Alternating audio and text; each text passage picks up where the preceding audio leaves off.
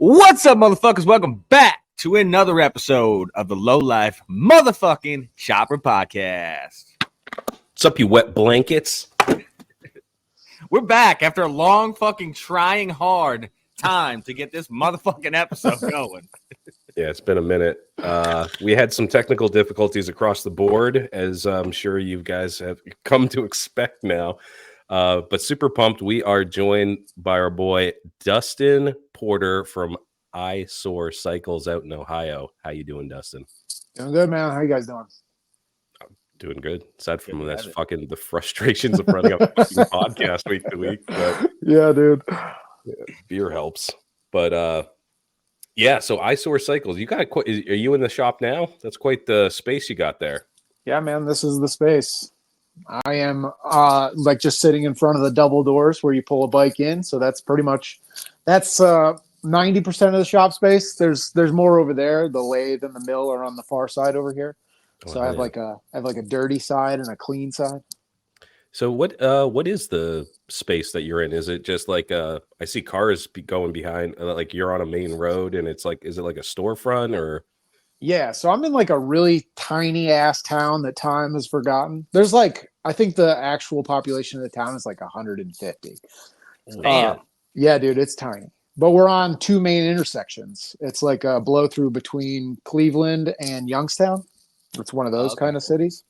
Yep.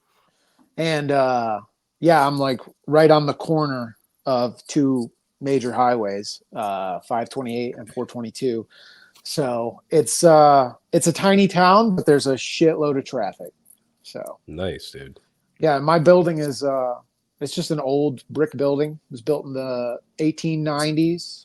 Used to be a bunch of things. Used to be a hardware and feed store originally.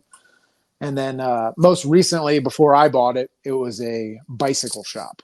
So the front of the building says Star Cycles. It's like 70s, like hand painted Star Cycles on the front of it. Sick. No shit. Yeah.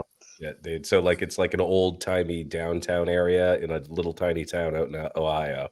You got it, man. And when you say downtown, like it's my shop, and then my brother owns the old firehouse. It's another brick building, like catty corner to mine, and that's it. You know, that's downtown. Oh, that's fucking sick. You own downtown. Yeah, dude. Yeah, I am. You're like the governor.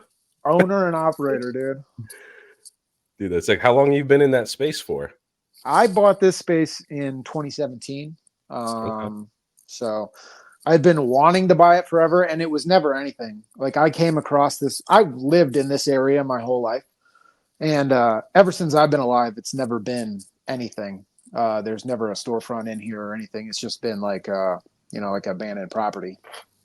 So I'd wanted to buy it forever. I just finally came into enough money and got my credit all right in like 2017 and was able to pull the trigger and buy this place. No shit. Fucking sick. That's awesome. So you own the building, so you can do whatever the fuck you want in there, huh? Yeah, dude. Yeah, I own the building, and then like I said, my brother is like my closest neighbor right next to me. Yeah. So yeah, we can do whatever we want for the most part. What's he doing in that firehouse, dude? Is he like the fire department of that town? No, they have a real fire department, but it's small, so we'd probably have to help out if there was actually a fire. Shit, people leaving babies and shit outside of his fucking door. Yeah. No, so I rent all the garage bays off of him. It's like a 3-story building it used to be a firehouse. So it's got like 3 giant garage bays on the first floor. So I rent all of those. And then the second floor he has is like a rental. It's like a really nice rental apartment. And then the third floor is owned by the Freemasons. So, yeah, the Freemasons. That's some fucked up shit going on up there. Yeah, dude. The Freemasons paid to have the third story put on in the 20s, and then they just been grandfathered in. So it's got its own fucking deed and everything. So the third story has its own deed? Yeah. Yeah. Well, that's kind of weird, huh? Yeah, dude. It's one of those things like it's that grandfathered shit, like something happened way, way back when, and then it never got sold. And now that times have changed enough. Everybody's like, I don't know, I guess they just own it. So they're responsible for like the roof. Yeah, dude, they're responsible for the roof and like the third story. And then Oh, that's dope. Yeah, The roof, yeah. yeah.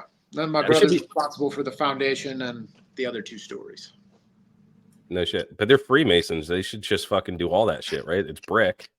You would think, man. You would think. That's some Illuminati shit too. It's like, oh yeah, we just got the deed to the 3rd story. Like, Yeah.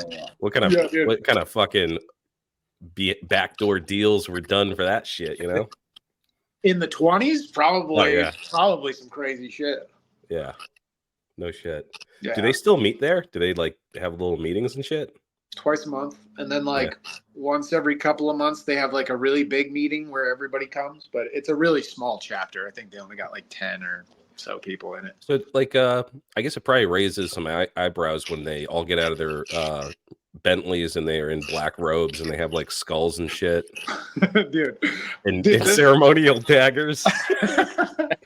This chapter is just a bunch of good old boys with shitty trucks and shitty cars just trying I to love it. It's in tiny towns, dude. So none of that. Maybe when Just all when they have porn. the big meetings, yeah, but not Just so all much. pulling up in square body Chevys. Yeah, you're rusted the fuck out, you know. Redneck Illuminati, dude. Yeah, man. You know, everybody's got to have them. Every group's got one. This is the one. That's awesome. So you bought the spot in 2017, but how long has Eyesore been a thing? Was it 2020? I started Eyesore Cycles. okay. Yep, during the pandemic. I was a aluminum TIG welder for a small fab shop down the road, and they, lost an account that I was working on, so they let me go. And yeah, so it was great, man. I was getting the government unemployment money, and I was like, fuck it, I'll just do this. So I got like a little bit of a cushion. So I started taking on work and just been running it ever since. No shit. So it's relatively new, but that's awesome. That just that pandemic was kind of like the the turning point for you. So what kind of work were you doing in welding? You said you were doing aluminum welding, but what were you making? What was the accounts and stuff? So I was doing aluminum TIG welding, and I was building radiators for cell phone towers. Oh, okay. Yeah, it was not my favorite job. It was one of those, like, the reason I was interested in moving over to welding is I had just picked it up as a skill, and then like this shop that I was going to was like a small fab shop, so they did like different stuff all the time. And of course, the one account that they had that was like every day building the same thing account was the account that they put me on. So I got there, and it just wasn't what I wanted it to be, but it was a great experience learning how to weld aluminum, like getting really good at welding heavy duty aluminum and shit. So it worked out, but it definitely was not my favorite gig to start off with. Were you a welder before and you just got into aluminum welding, or how'd you land that job? No, dude, I was a college wrestling coach, and I still am to this day. Shit. Yeah. So Cool. yeah, I've been wrestling like my whole life. I was a Division I wrestler in college, and then I tried to make the Olympic team for a little while. I just couldn't make it happen. So at some point I was just like, whatever. And then I was coaching. It was like I was coaching from when I graduated college from 2010 till about 2017 when I bought this place. And it just pays shit. It's like 25 grand a year. Full-time coach, but they're just not willing to invest in it. So I was like tired of being broke all the time. I was still building choppers in my garage for myself. And part of the benefits package through them was that you could take classes at the local community college. So I took a welding class there. Yeah, took a welding class, really liked it, got pretty decent at it, and then was just kind of looking for jobs to try to get out of the What kind wrestling. of welding? Like MIG? Yeah, I was doing MIG. I studied, so when I took the classes, it was TIG. I studied TIG, but I only had a fucking MIG welder. So Okay. I was just MIGing all the time. And then you could go in before or after class and practice with the TIG. So I just do a ton of practice. I go in like an hour before and stay like 30 or 40 minutes after until they throw me out of there, just doing TIG work. So I was doing that. I did that. And then a job opened up here.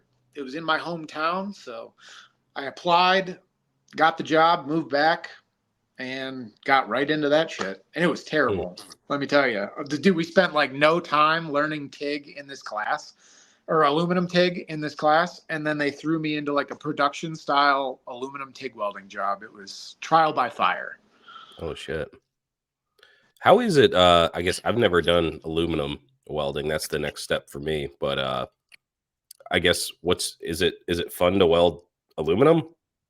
It's my favorite. It is. It looks like butter. It looks like really rewarding, you know.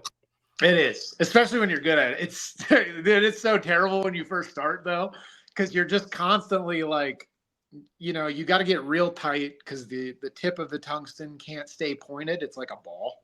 Right. So like you can't really control the arc as well as you do on steel. So it like wanders all over the place. So figuring out how to control the arc, and like when you're new, you like get really close to the work and you end up dipping your tungsten or running your fucking rod into your tungsten or whatever it is. So it's frustrating at first, but once you're good at it, it'll be your favorite for sure.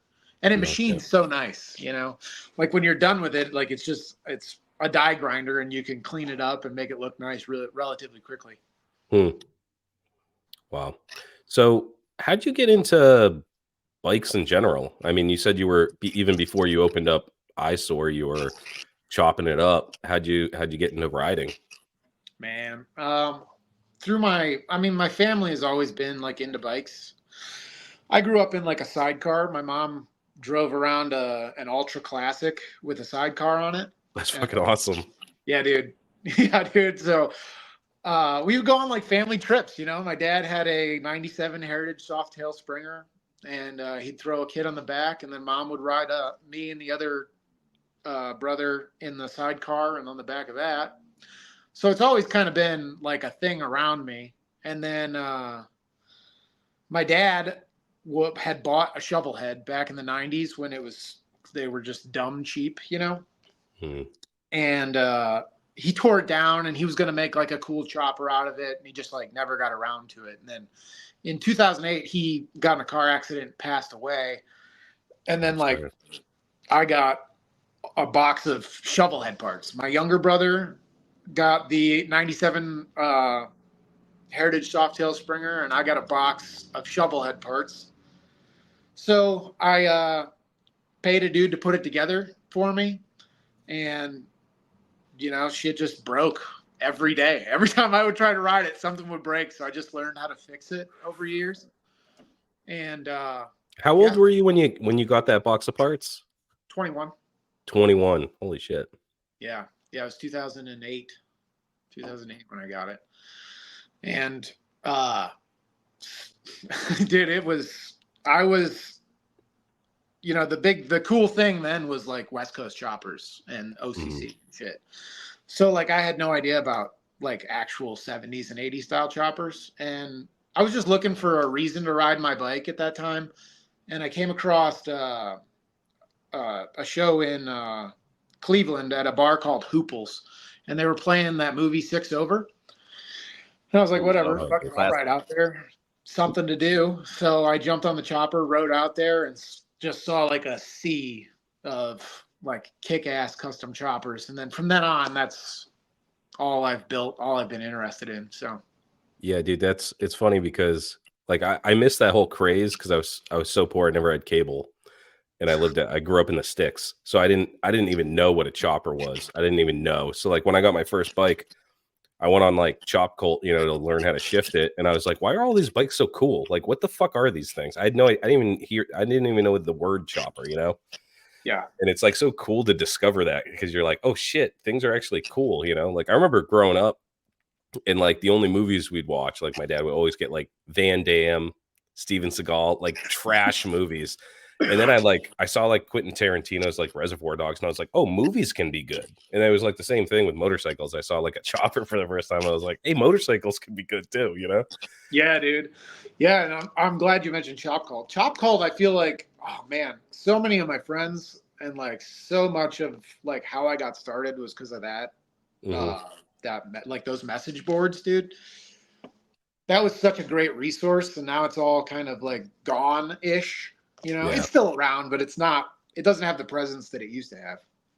I'm hoping it just got bought out by Throttle Addiction this year or last year or whatever. So I'm hoping they like revamp it. But there's some awesome stuff on there that definitely like opened up a bunch of doors for me. And it's like the only forum where there's like chopper dudes. You know what I mean? Like, because I've been to like vicious shit talking access650.com. chopper guys.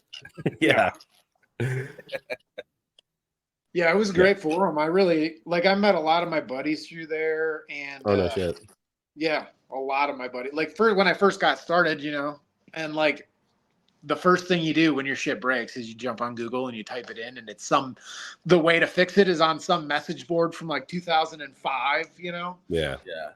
So the only thing that sucks is like I go back occasionally, but all my shit was through PhotoBucket, and PhotoBucket dumped all their stuff, so I can't see any of the photos that I posted. Like that was so. I remember when that happened, and it was so fucking annoying because you'd be like, I'm stupid. I need the pictures. So you'd be like reading through it, and there'd be like 20 blank things. Yeah. Such a tragedy. Yeah, dude, it sucks. And like there were so many cool builds on there. My buddy, I don't know if you guys know who Joel Hauenstein is. He built it's a bike called the Jart. It's like this blue fucking shovel head chopper with a magneto on it. And it's got like a long, like 30 over rigid front end on it. It's fucking sick. Oh yeah, sure. Yeah, I've seen that. Yeah. So like he had his whole build thread on there, and I used to like go back and just like look. He passed away. Gosh, I think that was like maybe 2018 or something like that. But he passed away, and I used to go back and like check out that whole build thread or whatever, and then it's just all gone. So you actually contributed to the Chop Cult community by posting your shit on there? Oh yeah. Yeah. Damn, I'm just a lurker, dude. I just like signed up at 0 posts. I'm just like, what can I find? I don't. I got some posts on there. You got some stuff on there, Loctite? I got some stuff on there. I think I even got a couple of just like straight talking shit to people. Yeah, dude. Yeah, but like I enjoy putting my shit out there. The one thing that, you know, like I had no idea what I was doing when I was posting on Chop Cult. Like I was fucking just like Same. I think everybody that ever signed up for Chop Cult didn't know what they were doing in the beginning. Yeah. It was like the mecca for people who like had no idea what we were doing, but we wanted to try. Yeah. Then you have the guys that have been on there for 6 months and they're like, fucking retard. Yeah, dude. Or you think like your thread is doing well, and then somebody else starts climbing above you, and you're like going through it, and you're like, God damn it, that's so sick. You know? Yeah, I think I posted like a really stupid question one time, and I just got eviscerated. Oh yeah. They're just like, you don't know how to use the search function. I was like, no, I don't. I don't know what I'm doing. I came here for help, you fucking assholes. Chop Cult was ruthless, dude. If you didn't look it up first, we're gonna get reamed. Yeah. That was the search function. You just post some stupid shit, and then everybody just sends you the links to a million, and you're like, thanks. Yeah. Sign off forever. Yeah. The most famous fucking reply would always be, look in the fucking manual. Asshole. If it was in the manual, I wouldn't be fucking typing this. Right, exactly. Or like, yeah, dude, I'm trying to like save some money, you know, like I got $10 in my account right now. I don't have $200 to buy the original Shovelhead manual. Right. Right. I just got the climbers, and the fucking pictures are so bad that it's just like a black blob. Dude. Yeah. Yeah, the climbers manuals are not my favorite. No. anytime I have to resort to a climber's manual, I just like, you know what? It's probably easier if I just search this on the internet. You know, Yeah. I'd probably find better YouTube. information there. Yeah, YouTube. YouTube is like definitely. Even if I mean, I buy the manual just so when people are like, look in the manual, I can go, I did, you know, but then I just go to YouTube anyways because I can barely read. I read at like a 4th grade level. Going straight to Pacific Mike. Yeah, once it gets a little too wordy, it's like, all right, Pacific Mike's page. Yeah. I like him because he talks nice and slow, so it's easy to understand. Chopper Bob Ross, baby.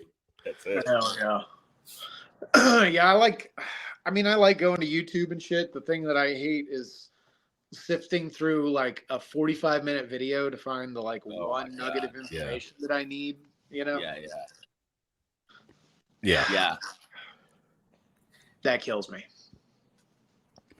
Yeah, there's I know nothing worse than a YouTube video that has a half hour of filler. You're like, like why? the first half hour is they're like, oh, my dog's got at it. And like they're on their phone, like it's wicked shaky, you get like vertigo and shit. And I'm like, dude.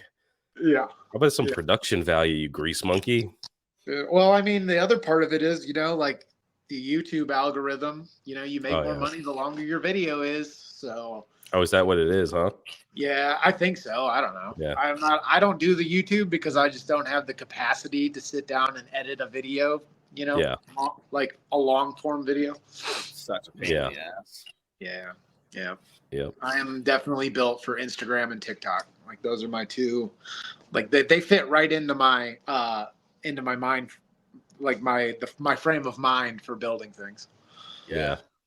So actually plug that real quick because I know on Instagram you are shovelpan69. Yep. And what are you on TikTok? Duddy2855. Okay. Are you like, are you active like equally on both, or are you like favor one over the other? So I used to be more active on TikTok, just because it was, you know, I have a bigger following there. I've got like 152,000 followers over there. And, so I was more active there, but I've since transitioned to the Instagram more often now. It just seems to be doing better over there. Most of my stuff. Shit. So. Fucking damn. I think we need to switch titles. I'm not the social media influencer I thought I was. Yeah, I've got. Well, I mean, all of my like sponsorship stuff. So I'm sponsored by Brunt Work Boots. Oh yeah. Oh, cool. Sick. Yeah, and I'm sponsored by Harbor Freight and all. How'd you get that? A Harbor Freight sponsorship? Yeah, because that's like my goal in life. Yeah. Did you approach them or did they reach out to you? So my buddy Rusty Van Ranch, he's really big. He's got like 2.2 million followers on TikTok, and he came out here to work on his Ironhead chopper. And while he was out here, we just decided that we were going to build this little like trike thing that I had sitting in my garage forever. And with the Predator, yeah. So he already had a sponsorship, and he reached out to them initially. You know, and was just like, hey, I've got 2 million followers. You know, if you give me a sponsorship, I'll plug your shit. And they were like, yeah. So they accepted, and then we started building something. We started building that little trike, and it blew up. And then because it blew up, they were like, well, you know, we're giving Rusty all this stuff so that he can give it to you. So we might as well just sponsor you too. I was like, hell yeah. Oh, fucking hey, dude. Yeah. I'm in the Inside Track membership, dude. Yeah, dude. I'm gonna drop some names, dude. I'm reaching them out to them tomorrow. I'll be like, you know, Rusty and Dusty? Well, they said that we would be perfect. My entire fucking toolbox is Harbor Freight, bro.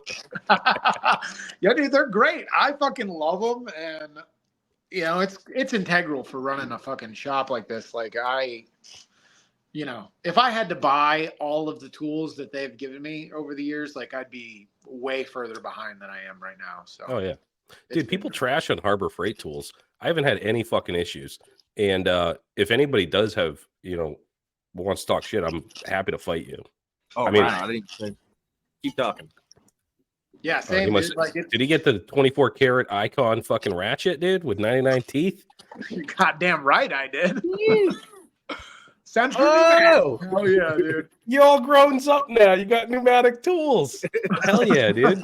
Dude, I told you I'm making the switch back to pneumatic. Dude, that I thing haven't even I used use this all yet, the time. I Dude, haven't it's even used it beautiful. yet. I've got a rack of them over there, like Central Pneumatic tools, and I've had them for like 3, 4, 5 years. Some of them, you know. So Oh, yeah. I don't know. Well, I can say that back in the day, so like probably let's say 6 years ago, you know, they were just bargain bin tools. Like it was only cheapest of the cheap stuff. And you know, you went there because you needed to use it once, not because you were going to make a living with it, you know. And since then, they've added like, you know, levels to their shit. Like they've got the Icon brand, which is like the top of the line shit, and then they've got like their cordless stuff. It's got 3 tiers. You know, it's like Hercules, Bauer, and then like Pittsburgh or something. So you can kind of pick your poison. Like if you're going to use it once and never again, just go ahead and get the Central Pneumatic stuff and take your chances. But you know, if you want, you can get the higher dollar shit. Yeah. So. The way I look at it too is like, well, initially it's like anything with a cord I wouldn't even fuck with. Like if it has a cord coming out of it, I was like, no. But like hand tools all day, and then now with the different levels, they're pretty good. Like I use some of their shit, and it's pretty fucking robust. But for any consumables, dude, like fucking flap discs and fucking drill bits and all that shit that just like busts on you all the time, it just makes sense. It's so cheap, dude. I got a $15 15% off coupon in the mail, and I just went there just to use the coupon on President's Day. You know what I mean? I bought another sandblast cabinet for no reason.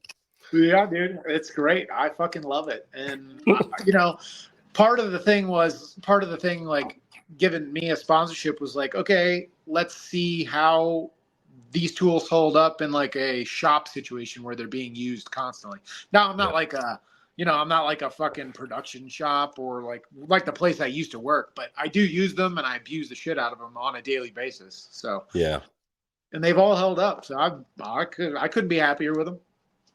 Fuck yeah, dude. Yeah. Yeah, I love Harbor Freight. I actually am in love with Harbor Freight. I don't even think of like other tool options. Like I'm never like, oh, maybe I should get a Snap-on or a fucking Husky, dude. I just that if I need something, I go there. Right.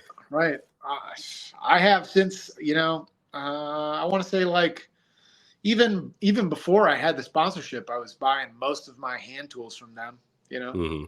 And then like, you know, your grinder takes a shit and you're like, fuck it. What's the cheapest grinder I can get? Oh yeah. Yep. They got it. Dude. It's like I don't know. I just love the smell of that place, the friendly attitude. I just see you don't get that anywhere else. It is set up nice too. Like you walk in and you're like, oh fuck yeah, I definitely need, you know, whatever they got right up front. I need that. Yeah. And again, just the consumables and shit. It's just like I'm just like, you know, like fucking latex gloves and fucking this and that, like things that you need to stock up on when there's a sale. Like I got remember like during COVID, latex gloves were like $20 a box or whatever. Yeah. And I was like, dude, fuck that. But they had a sale and it was like $4.99 for 100 or something like that. And dude, I was just like, it was like a supermarket sweep, dude. I just had a cart. I was just like, got them all, dude. Oh yeah. Yeah. I like the 5 mils, but the nitrile.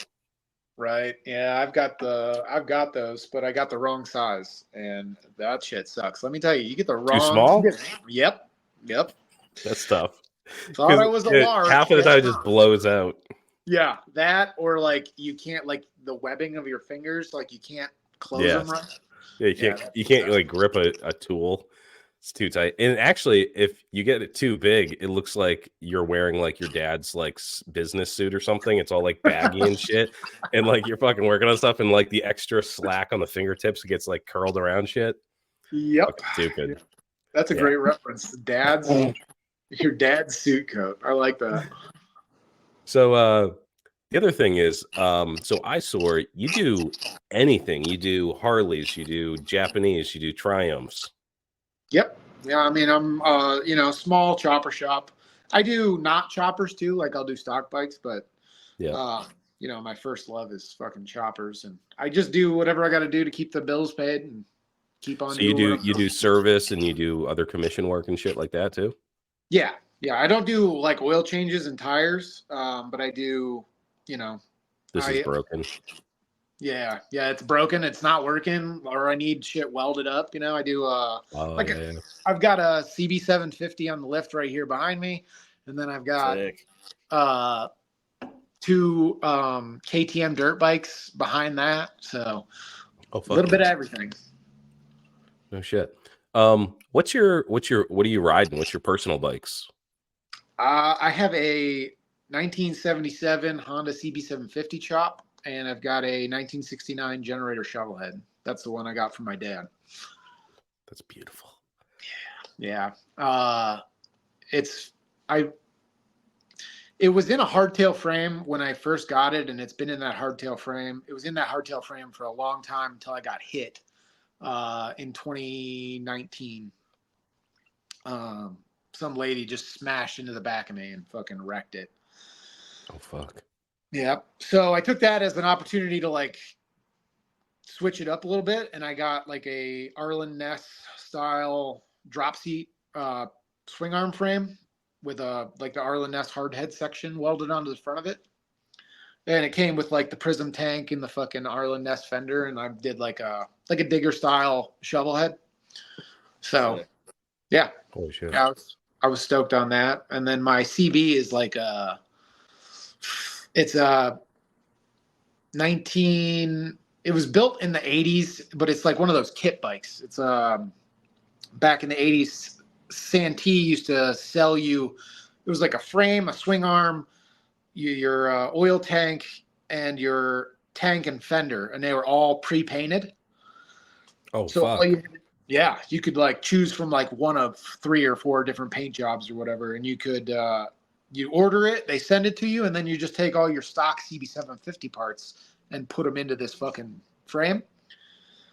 So it's one of those. It's got like it's a white base coat with like this fucking multicolored ribbon that goes all over it. So are you doing like the painting and stuff too on these bikes, or do you send that out? It depends. So like the CB that I'm working on, my buddy Ed that I was telling you about prior to recording, shout out to my buddy Ed. He turned me on to you guys, and he's my painter sometimes when it's just a single color. He does the paint there. Sometimes people want like complicated shit, so I have to send that out. But for the most part, it's in-house. Does Ed have an Instagram? Yeah, it's just his name, Ed Boheim. Ed Boheim. Well, thank you, Ed, for converting someone over to the Low Life Chopper podcast. How long have you been listening? When was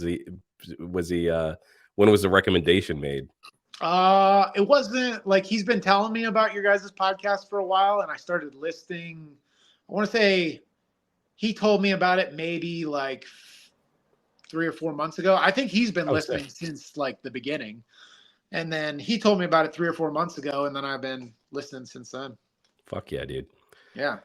Yeah, you're the first guest that we've had on that actually listens to our show, and I really appreciate that. Yeah, man. I'm always looking for more chopper content. And you guys had on Sarah, your last episode. Yeah, Sarah's dope. I know Sarah. I met her. Yeah, I met her on I was riding my CB chopper down to the Grundle Run in Georgia. And I had a buddy who lived in Nashville, and they were roommates. So I crashed at his place for 2 nights. Yeah, on my way down to the Grundle Run. So that's fucking awesome. Yeah, dude, she's dope. Yeah, dude, she got me looking for some leather making kits because I was like, dude, that looks like so much fun to work with leather. You know what I mean? Yeah, I agree. And dude, she's convinced me that Evo Sportsters are the greatest platform to build anything off of. If you're going to build something, build an Evo Sportster. That thing goes 109,000 miles and counting right now, and it's still on the original top end. Original gaskets and shit. What the fuck? What? Yeah, dude, I do a insane. top end on my shovel head after like 20,000. Yeah. Yeah, dude. The Sportster is like the Honda of the bike world. Yeah, it's like the new Honda. It's like it's way more powerful than the Hondas too, which is dope. Yeah. So I'm sold, man. I want to do an Evo Sportster. I just I've got my 2 bikes right now, and then I want to do. I've got a KZ1000 that I bought forever ago that I'd like to really build, and just don't have the time right now. Yeah, I hear that. Yeah. I hear that. I still got a 69 CB750 sitting in the backyard Oh, that I have shit. to build eventually. Yeah. Yeah. Already in a rigid frame. So I just got to fucking build it. But it's like what you're saying. I just got no fucking time. That's why I got a shovel head sitting on my lift that's not getting anything done. Yeah, dude. I've been like killing my own time recently. So I bought this place, and then over the last 4 years, I've been renovating the upstairs to be like my living space. And I literally just finished it like 2 or 3 nights ago. So I've just been shoveling money. Yeah, every spare dime that I have has gone into that upstairs. So it's been a 4-year process, but it's finally done. Oh shit. Have you been like living elsewhere and then renovating that? Yeah. Oh shit, dude. Yeah, dude. I was living. So for like 1 year, I was living with my ex-girlfriend, and then we broke up. And then I moved in with my mom for a little while, and she only lives my mom lives like 15 minutes down the road. So that wasn't too bad. But then you can only live with your mom for so fucking long. And I got a new girlfriend, and we hit it off. So I moved in with her, and she lives in Akron, which is like an hour away. Oh fuck. So for the last 2 years, dude, I've been commuting an hour both ways. Damn. Ouch. Yeah, it's been. Dude, that's gonna be Akron, though, that's a big difference from where you're at right now. That's like fucking huge. city. Yeah, dude, it's a huge difference. Yeah, it's the complete opposite of where I'm at right now. That's gonna be so fucking nice when you just make your coffee, walk downstairs, and just start working on shit. Oh, dude, I did it today. It was the greatest thing that has ever happened in my life. I was like, you know what? I've thought about this, and I've like thought I was playing it up in my head, and then I did it, and I was like, nope, this is exactly as great as I thought it would be. Yeah, dude, that place is. I've been watching the renovations and shit. You got like, that's a nice spot, dude. You got like a legit like fucking stove from like a restaurant or some shit, and fucking dual shower heads and shit. Like, you're not fucking around. No, dude. I am a chopper dirtbag, but when I come home, I want to be like in a nice place, and I enjoy like a nice house. And the nice thing about building it over, like, I didn't take out a loan to do any of this shit. Like, it's all just been like, okay, I got like an extra $500 or $1,000. And the nice thing about doing it that way is you can kind of sit and wait for deals. Right, yeah. Dude, the stove is like a $6,000 stove. I got it for $800 at like it's called the Restore in Cleveland. It's like we got one of those. We got one of those here. Yeah, dude. Restore. Yeah, dude. All the igniters were broken. That was the only thing wrong with it. I was like, yes, I'll take it. $800, absolutely. So I got that, and then like Facebook Marketplace, I found all the countertops, like all the granite countertops and shit. I found those for $200 in Cincinnati. Oh damn, dude. So it's been great. And I wouldn't do it any other way. Like, I like the way that I did it, but if it had taken me like one more year, dude, I might have just been like, fuck it. I'm taking out a loan and I'm getting this done. Like, paying full price for everything. Yeah. Yeah, that's fucking amazing. That's I hear awesome. That. When I was building this garage this past summer, that was all I could think about. I was like, when this is done, this is where I'm drinking my coffee every morning. That's the only thing I gave a fuck about. Not working on the bikes. I just wanted my own fucking spot. So I know exactly, like, that weight is like, it's gruesome. Yeah, dude. Yeah, and the weight, the one thing that I've learned over the years is like the longer you wait for it, the more satisfying it is when it's done. Yeah. So for the last 2 days, dude, I've just been living in pure bliss. It's been fucking great. That's so cool, dude. Yeah, give it another month when all my utility bills like triple, and then I'll be like, fuck, or whatever. For right now, I'm stoked. Yeah, dude, but imagine all the gas money you're gonna save. That pays for the electricity. Fuck yeah. Dude, it was $50 every 3 days. Fuck. Oh. Yeah, dude. I got a 91 Dodge Dakota, like 6-cylinder. That's my daily. and that thing hates gas. You know, it just fucking chokes it down and then spits it right out the fucking tailpipe. So, Jesus. and then like I had a Volvo for like a year. I had like this little Volvo station wagon that was way better on gas. It was dope. But I was cruising up 77 and hit like a patch of ice just a couple months ago. Slid off the road, fucking crashed it, and I paid like $1,500 for it when I bought it, or $2,000 for it when I bought it, and I think the repairs were going to be like, you know, somewhere around there. I was like, fuck it. So does your brother live in the fire station across the street? no, he used to. He lived there for like 5 years, and then he moved down to Columbus. So he's down in Columbus now. So the second floor is like a rental place, like a rental apartment, and then the first floor is all the garage bays, and I rent all those. So Oh hell yeah. Yeah, so I got all the customer bikes like that I'm storing until I can get to them. They're all over there. And then just recently, actually like a year ago, I bought equipment, like t-shirt equipment. So that's all sitting over there. Eventually I'm going to get to that and fucking start printing my own t-shirts.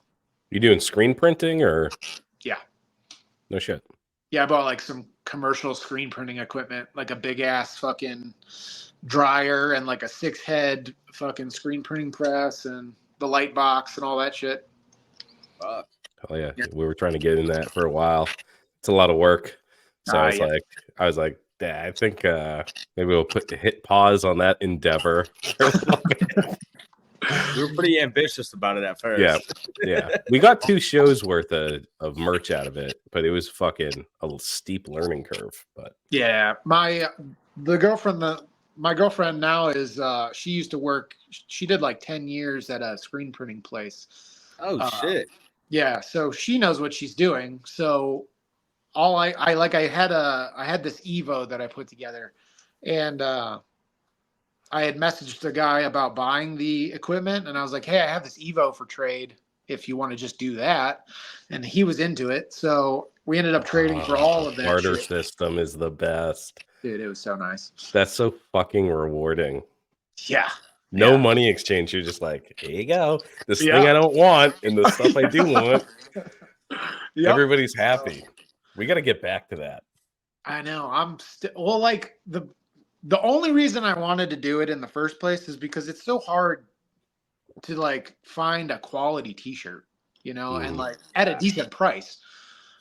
I did merch. I did like 2 or 3 rounds of merch, and I did hats first, and my buddy does hats. So I went through him. So I knew the quality was going to be good, and it was dope. But you know, I had to charge like $40 a hat, because it was all made in Ohio shit. And then I did t-shirts, and I was like, fuck it. I'm doing made in America. You know, I'm going to do Carhartt shirts. Dude, it was $21 a shirt just for the shirts.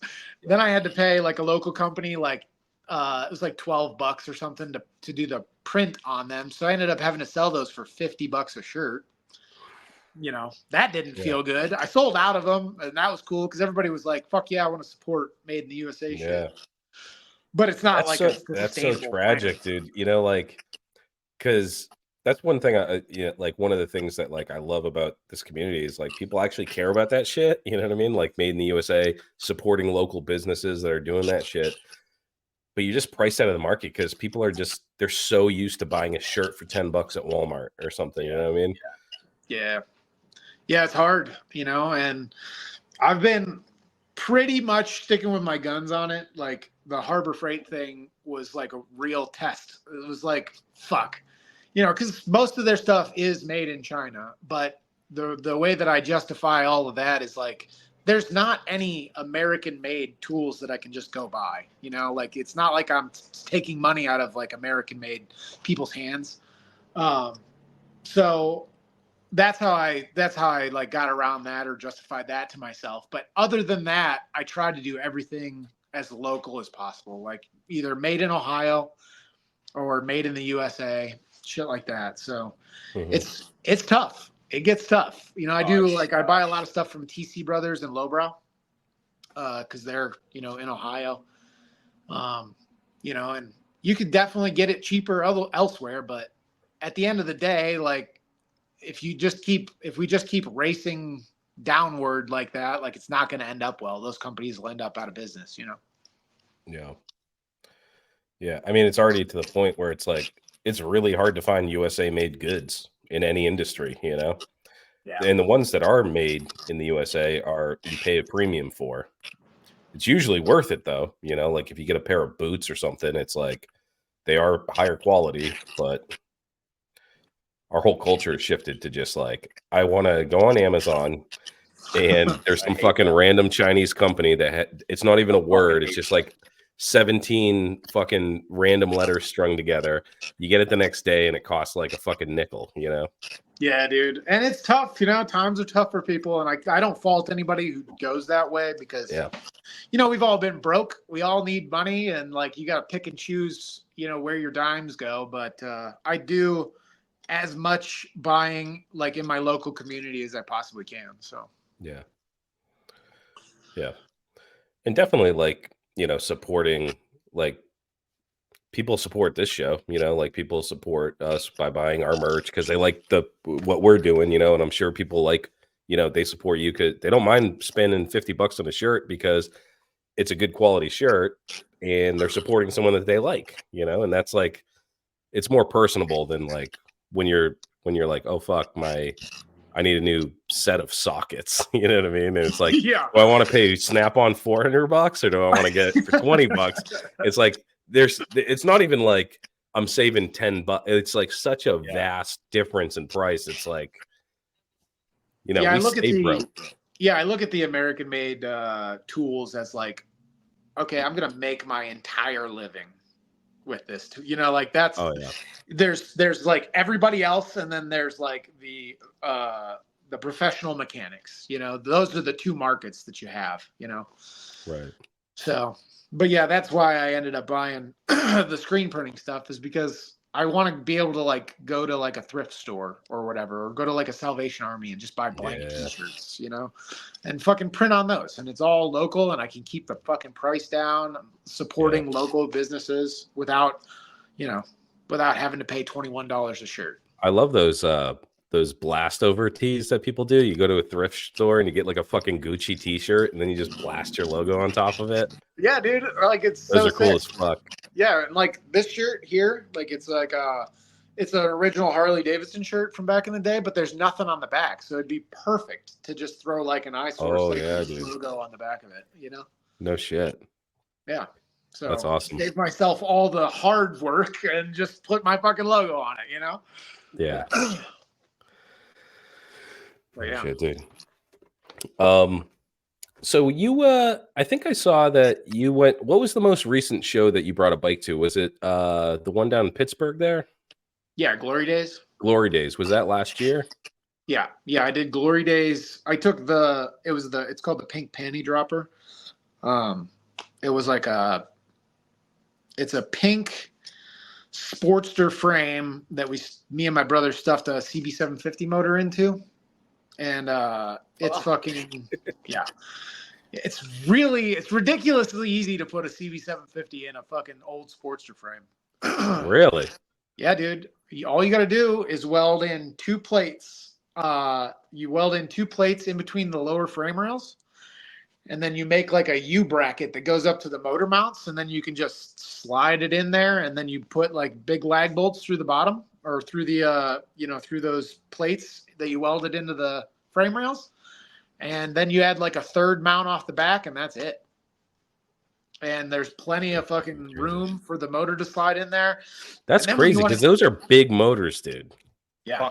They're wide, they're 4 cylinders wide. So, that's kind of the sticking point for everybody. That's fucking a hot tip though. That's pretty fucking cool, dude. Because it's got to be like the widest motor, right? Oh, I guarantee it. Well, maybe the KZ1000. The KZ1000 might be wider, but or the BMW. I was gonna say the BMW. The one that like plays sideways. Yeah, dude. Nobody's building choppers out of BMWs, but Yeah, dude. I mean, I used to, we all go through those phases where it's like Harley or nothing, And I went to a show in Detroit. Do you guys remember Oily Souls? It was like I've a heard, chopper yeah, show in dude. Detroit. Yep. But I went there for the first one, and now a friend of mine had built a CB750, Strange Cycles, and I saw it and was like, holy shit, like you can still like, even though it's that wide, like it looks like a killer chopper. And then from then on, dude, I was like, I gotta have one. And then that sparked my interest, and I got the fucking CB chopper that I have, and then I just been working on them ever since. Yeah, it was the same for me, man. It's like back in the day, it was like Harley or CB750. Like you have all the Denver chopper guys building the gnarliest CB750s, and that's why I got one. I was like, I just want to build one, even if I never ride the fucking thing. I just want to build an old like 70s style CB750 chopper. Yeah, you'll fall in love with it. You'll fall in love with it. Like I 100% expected to like only ever really ride my shovelhead. I was like, but I want to build this cool CB750, and then like I'll take it to some places and do some cool shit with it. Realistically, I wanted it to just beat on it, because at the time I was like, fuck it, like CB750 motors, I can just buy a new one if this one blows up. Yeah, and so I was like, that'll just be like my daily chopper, and it's I love those bikes, dude. They're great. I've made a whole fucking chopper shop on building and working on them. So No shit. Yeah, dude. Yeah, I felt it was like that was my first bike. They're so fucking cheap. Like you look at shovelhead pan prices these days. I mean, impossible for your regular dude. But a CB750 dude, I actually have given them away. Like 2 years ago, this dude was like, someone hit me up and they were like, hey, what do you want for that fucking CB? It was behind my garage and it was in the dead of winter. And I was like, you can just have it. Just get it out of here. And we had to cut the kickstand off because it sunk into the mud. They got a pretty long kickstand. It sunk in probably like 6 inches. And it was frozen. It was like permafrost in the middle of February. I went down there with the fucking cutoff wheel. I was like, rolled that bitch out. And I was like, have fun, buddy. Oh yeah, dude. I love CB750. And like you could pull it, like it's been sitting for 6 years. It's been outside, and you could pull it out and like throw gas and oil in it and it'll fire right up, Yeah. They are notoriously reliable. It's dope. Yeah. So once you have one, you just you fall in love with that platform. It's hard to make look the way you want it because it's so wide, but the reliability factor trumps that 1,000 times. Yeah. I couldn't get over that. The first one I built was a CB750. Totally butchered it. Just like disgust. This thing was an abomination. Totally disgusting. So I'll preface with that. But then I was like, oh, how about an XS650? Now that's a nice platform for a chopper, nice and skinny. Engine looks pretty cool, and still in that same price range. You know what I mean? Like you can pick them up for $500, $700, like running. But yeah. So my goal with my CB750 was to not make anything wider than the motor. I just wanted the motor to be the widest part. So on the left side, my foot peg is the stator cover. So I welded aluminum tread to the top of the stator cover. So that's where your foot rests when you're going down the road. And then the brake kind of loops around it. And then the clutch on that side loops around it. And then the brake on the right side loops around the points cover. And then I just have a short little peg sticking off of that. So, so that's how I got around making everything skinny. It's funny you like XS650s. I fucking hate XS650s. You don't. What do you hate about them? I just Everything. They're as vibrating. They vibrate just like a Triumph, like a Triumph Twin. So it's just, and nobody makes a cool frame for them. There's a couple of people, but I just don't dig the stock frames that you can buy. And it's just every time I see one, it's oh, God damn it. Some people can pull it off, but I just, every time I look at it, I'm just I just don't like it. It's not my favorite. But what a great twin platform 750 is the KZ 750 twins. Have you heard of these? Okay, yeah. It's the Kawasaki it's a Kawasaki 750 in a twin cylinder. And I don't know why they never took off. They have a Kickstarter. It's got everything you want to be a great chopper platform, but like nobody's building it. I learned about it from a dude down in Columbus who was building them, and he bought like all of them. He's got like a whole like a shipping container. He's got like a whole shipping container full of them for the day that they take off in the chopper game. What the fuck? He's hoarding them. He is, dude. He's trying to corner the market. He's like trying to predict the future. You know, like one day, dude, these are gonna be the platform. I bet, dude. Well, like most dudes that are like, if you're a DIYer and you're like a dude that wants to like build choppers, you're getting priced out of the Harley game. Like, hopefully this fucking market crashes soon because I cannot afford another shovel head. But yeah, maybe that's the thing. Maybe it's got to be like, it has to be affordable. That's the thing. To be a builder, like, dude, like everybody I know, like nobody's made of money, you know, like I don't know one rich guy. I don't know one rich person. Yeah. No. Even if you put us all together, we still wouldn't be rich. If we could sell all of our half-done projects, we might be. Yeah. No, the Harley game is, you know, it is what it is. It's overblown, and I think right now it's being held up by raffles. Nothing against them. It's just, you know, I'm doing one right now for a Springer, so you know, nothing against raffles or anything. It's just prices I don't think are going to come down until people are like, you know what, I'm not going to waste $100 on a chance to win. I'm going to just fucking like save my money and buy one, you know? And, you know, maybe not everybody can save $10,000 and then the market will come down. But as long as people are able to potentially win one for $100 and they're willing to do it, I don't know when it's going to come down, but probably not soon. Dude, I play in those raffles and I've probably spent $10,000 over the course of like 5 years. I probably could have had a fucking like, a panhead or something by now, but I just keep on throwing money in these stupid fucking raffles and I never win. It's, you know, it's a great way. I'm on both sides of it. You know, I personally am not a gambler. Like I just don't like giving my money away for a chance to win something. Same. So I've never entered a single one other than like one or two to support a buddy of mine.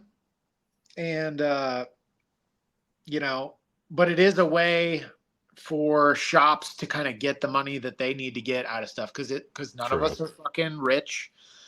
And, you know, when you have somebody who wants to build a fucking panhead chopper, you know, they want a panhead chopper. They don't have $24,000 to throw into it. So it's tough. You know, you have a shitload of time and money and effort into it, and it's tough to justify selling it for less when you could just raffle it and get more, you know? Yeah. And at the same time, I mean, like the beauty of the raffle is some dude just got that fucking bike he could never afford in his entire life for $100, you know? Exactly.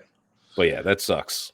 Yep. But, I mean, it just sucks for like people there. I mean, the other thing is like, I feel like the community recently is like definitely expanding and it's getting like more and more people involved, and that drives the price of everything up too. Cause like, yeah, in the 90s, you could buy a shovel head for next to nothing. Now people are selling them for, I mean, on the low end, $5,000, you know what I mean? Yeah.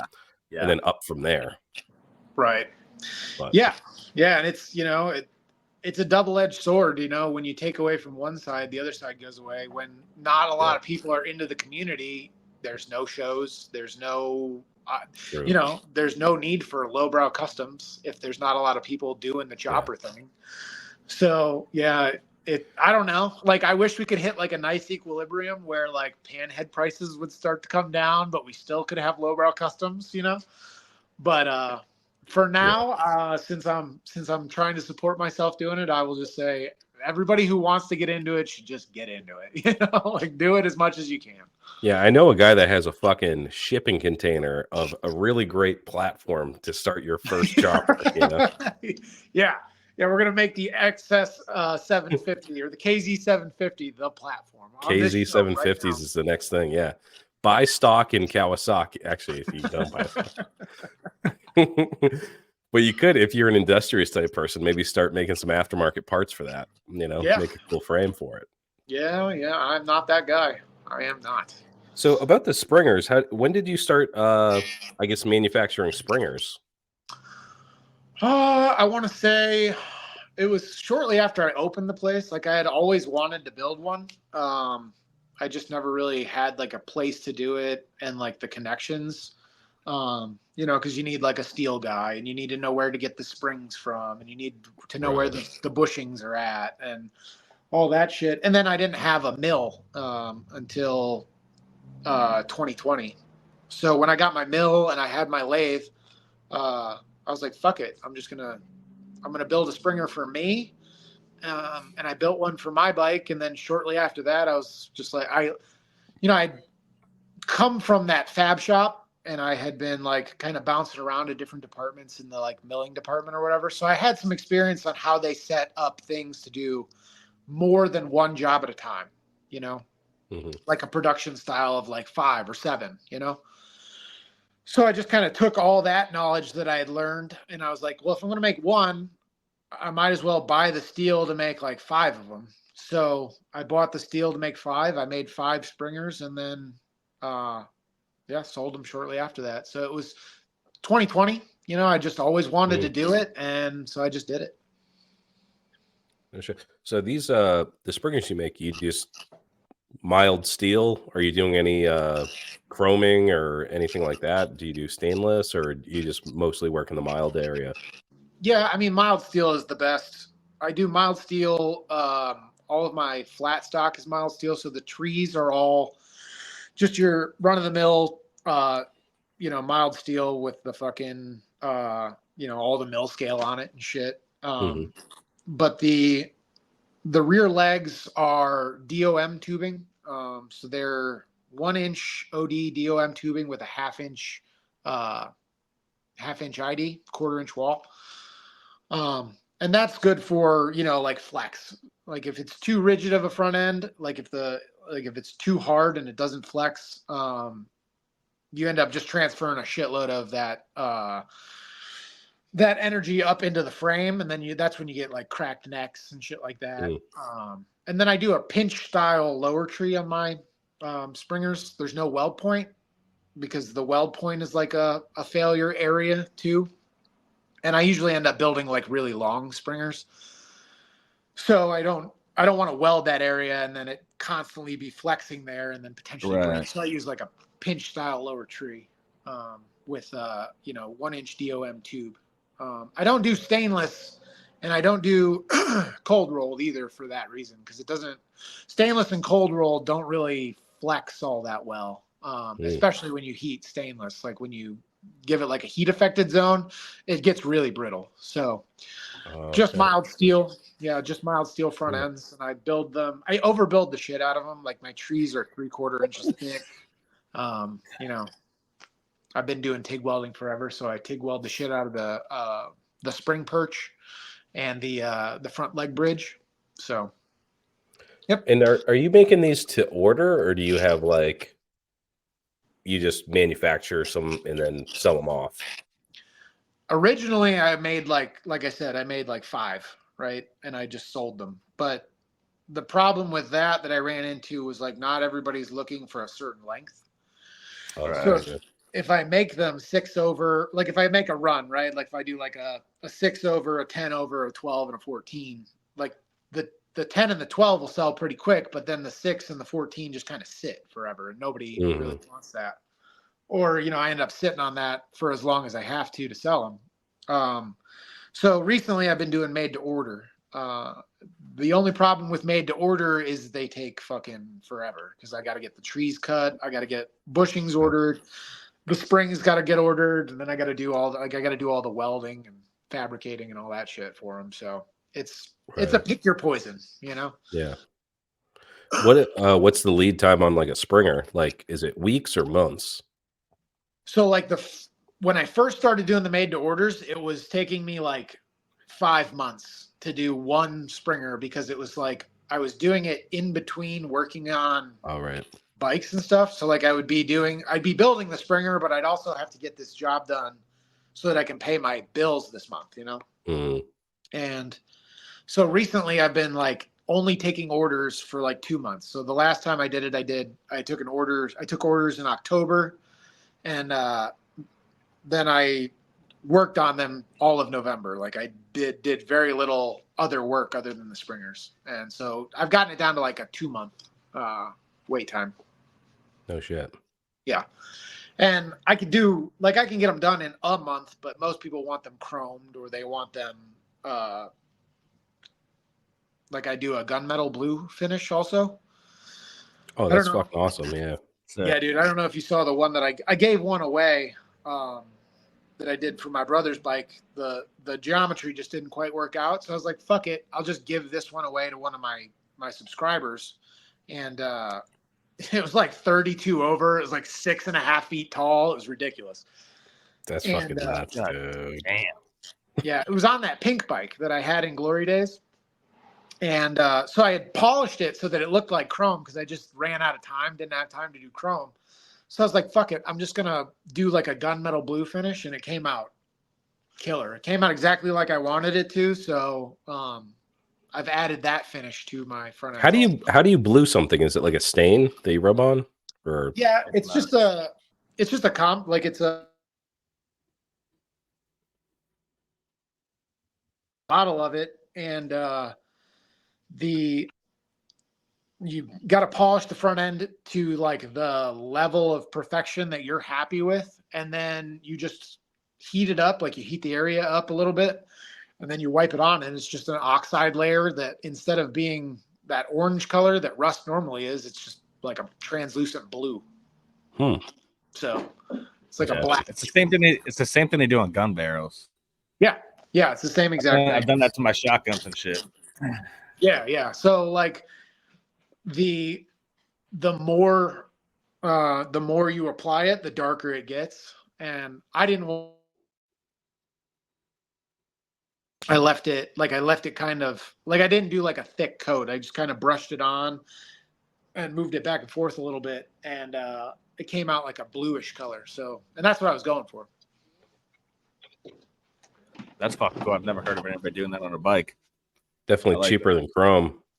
Yeah, the polishing takes longer. That's the only thing. Like, oh, true. Yeah. Because that's a pain in the ass. Whatever the finish is on the metal when you blue it, that's just what it's gonna be. Like, it doesn't, it's the same as chrome. You got to get it to a polish, or you got to get it to like a level that you're happy with it, and there's not a lot of imperfections, or there's just the right amount of them, and then whatever it is, that's just what it is. I like that though, the bluing.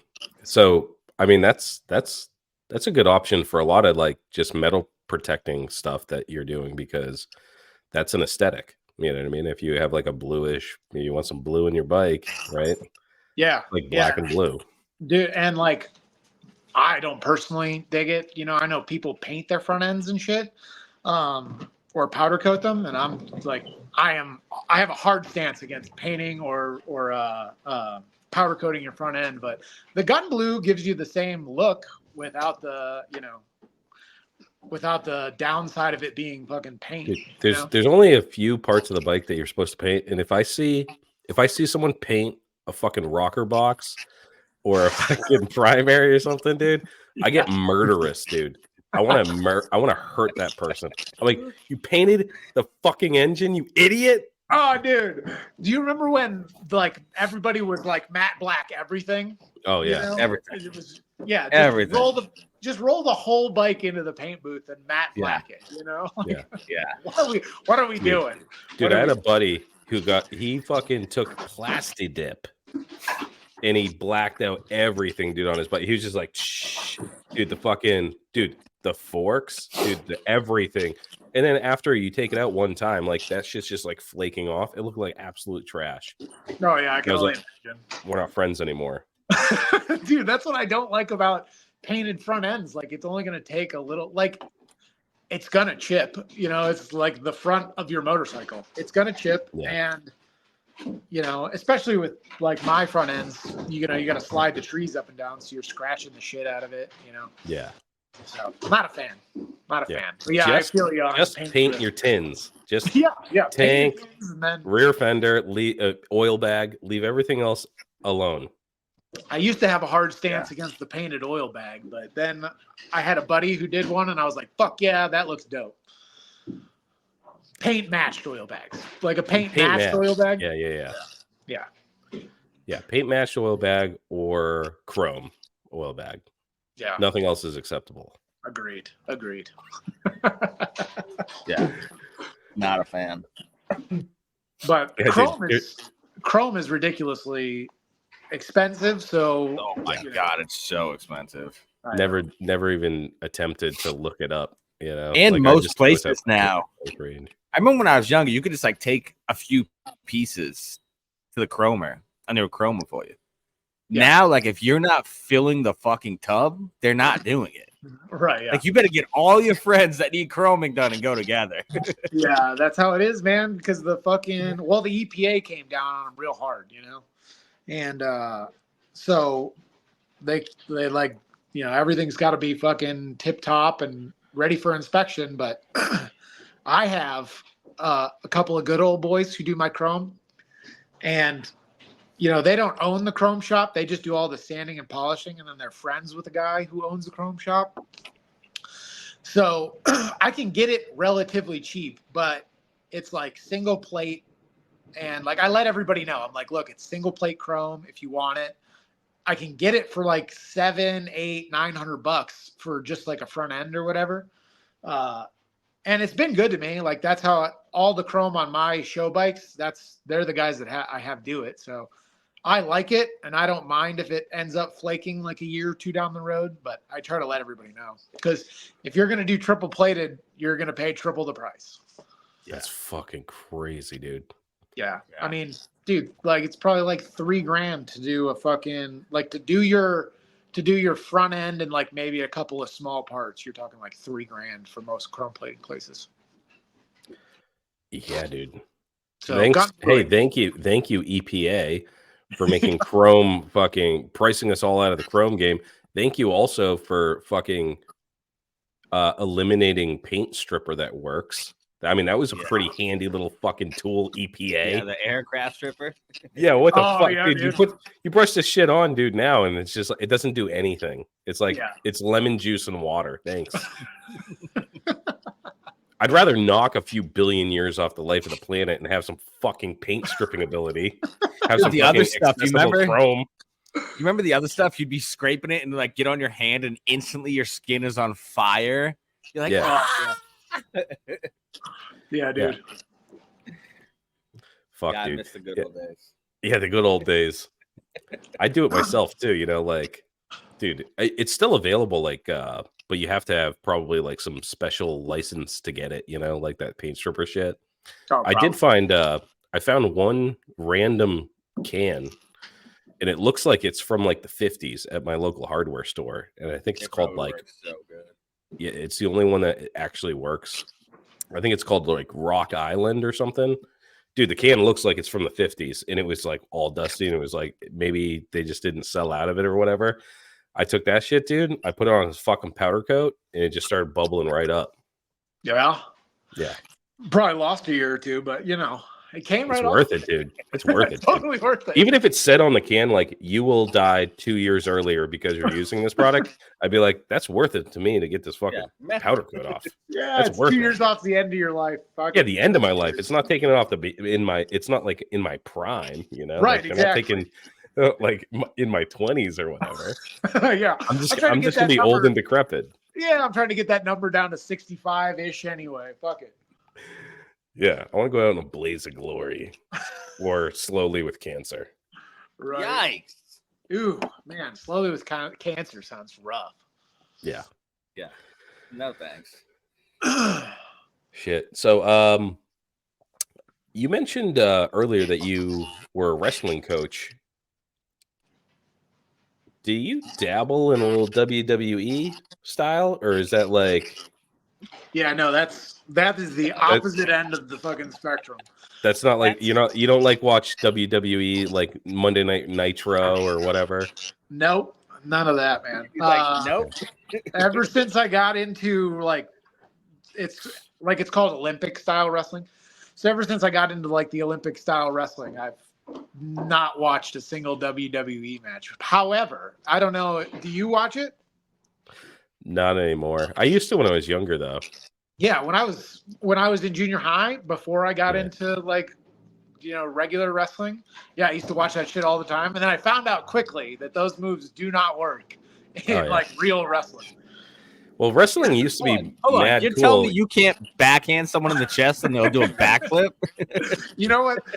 My first introduction to like moves that will not work is you know how like they're laying on the mat getting pinned and then they just like do like a they just convulse their body or whatever and then the guy falls off. And the first time I tried that and I was still stuck there, I was like, oh yeah, this is bullshit. This is all bullshit.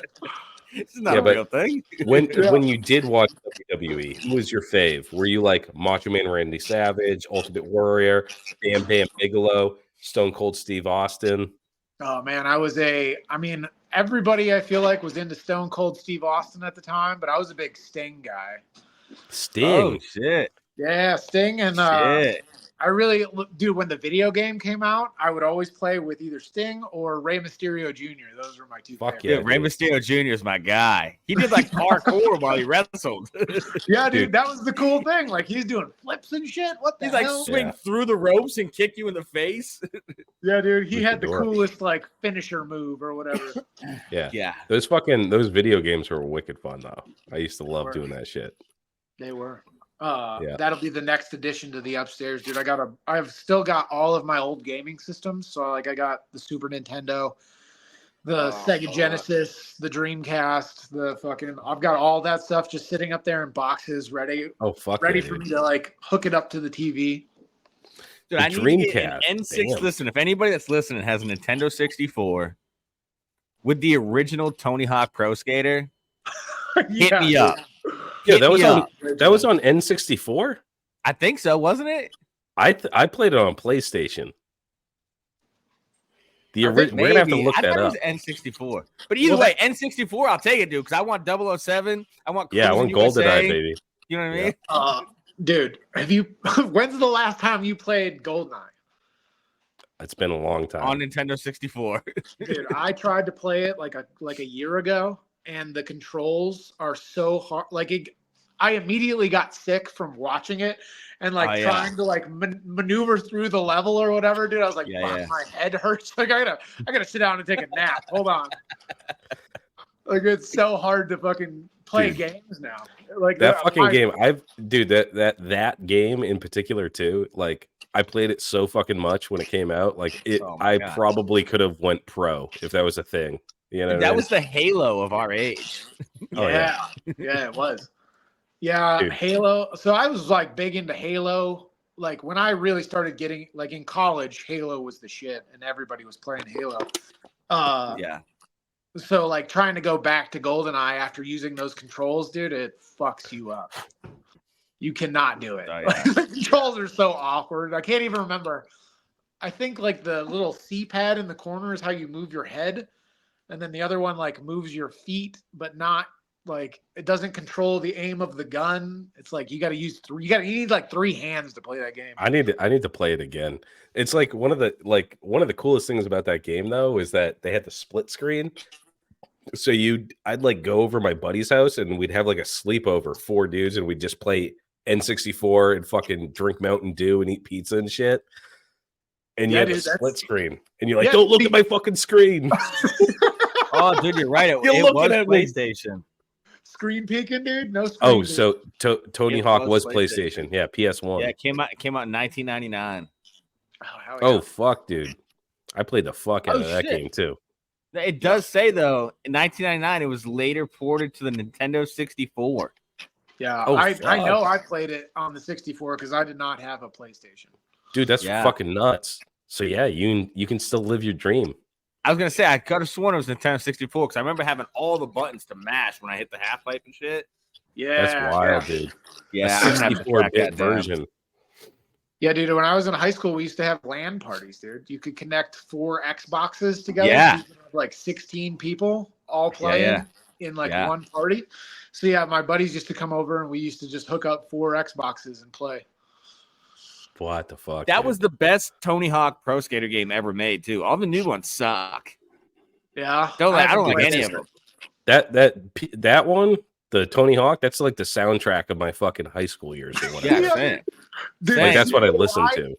CKY in the background. Just Oh yeah, like, dude. Dude, I have on my Spotify. Here's a hot tip for all you guys. You can go to Spotify and type in Tony Hawk Pro Skater soundtrack, and it will play every song from the original Tony Hawk Pro Skater. Dude, actually, I got to mention, since we brought up Spotify, Dusty, I checked out your Spotify playlist. Very eclectic, very nice. Go to Eyesore Cycles. They got the or on your link tree or whatever.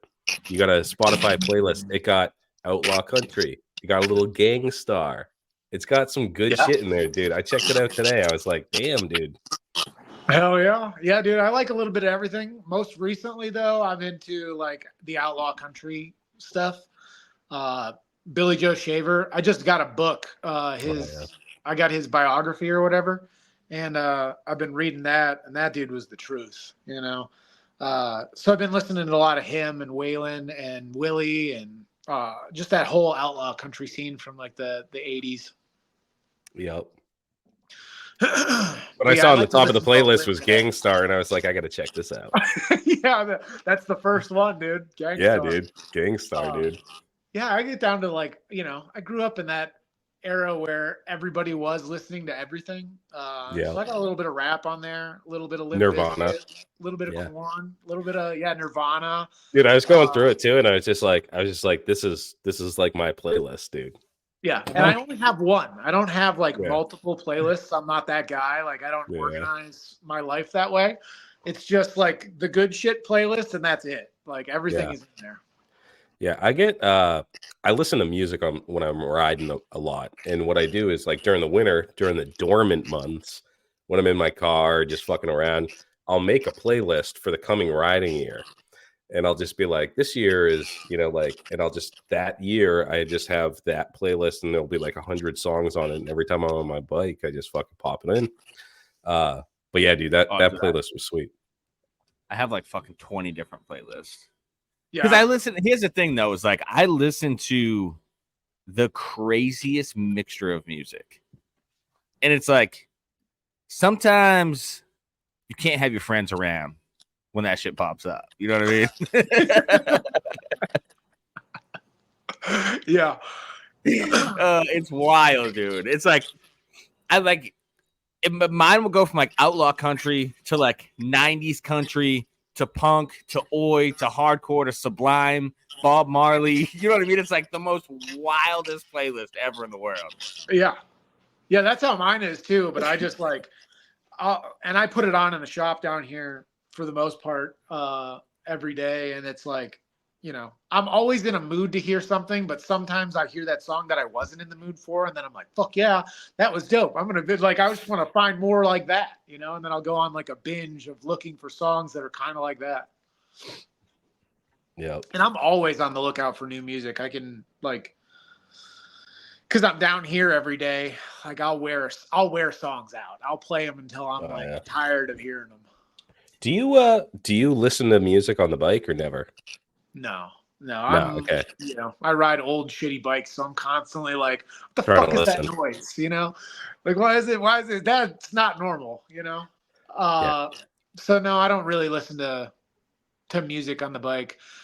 I you know, since I've been listening to like chopper podcasts and stuff like your guys's and the Ride Choppers or Die podcast, I've noticed that you can kind of like how somebody rides on their bike or like what they're doing while they're riding kind of like determines why they're doing it. And I'm kind of like I just want to when I go on a ride, like I just want to get away from everything. Like I don't want to be tied. Like I just want to sit in silence or, you know, that constant buzzing of the engine, you know, and just thinking, like being in my own head. And I enjoy that personally. And like, you know, like Sarah just enjoys riding, you know, I'm sure she puts music on and shit, but she just enjoys the feeling of being on a motorcycle and like, you know, getting to the destination and shit. And then some people just enjoy like riding their bike. You know what I mean? Like the builders, the kind of builders people, you know, they enjoy riding their bike to a show that everybody's going to see it at and shit. So it's fun to like look at that, but I'm more of I just want to forget about everything for a little while and just kind of like cruise. Mm-hmm. Yeah. So I'm the same probably 90% of the time. No music. I'm just cruising. Yeah. But if I do music, oh shit, everything just went crazy. If I do music, I just do one earbud. Yeah.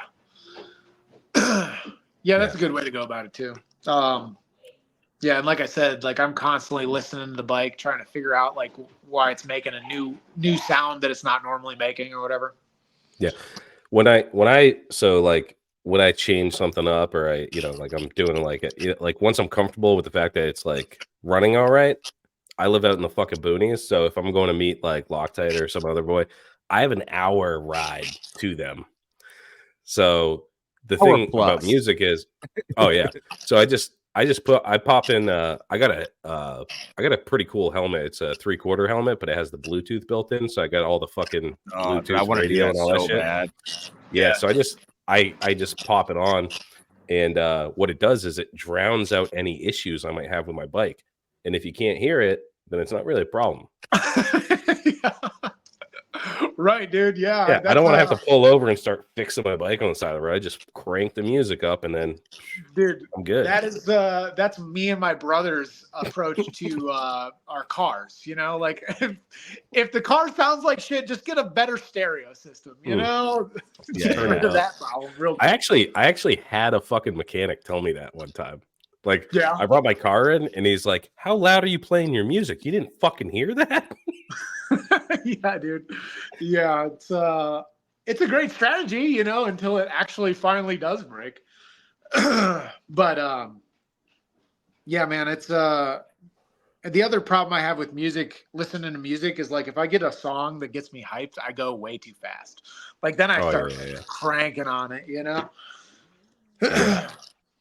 But out in Ohio, I mean, Ohio is just like flat and open most of, like once you get out there, right? I mean, like not in the cities, but well, where we're at, so I'm over in the northeast corner of Ohio, which is like over near the Pennsylvania border. So we have hills and curves, and you know, if you start heading, like if you get past, once you get past Cleveland, yeah, it starts to flatten out that way. But where I'm at, there's really good riding. Yeah. No shit.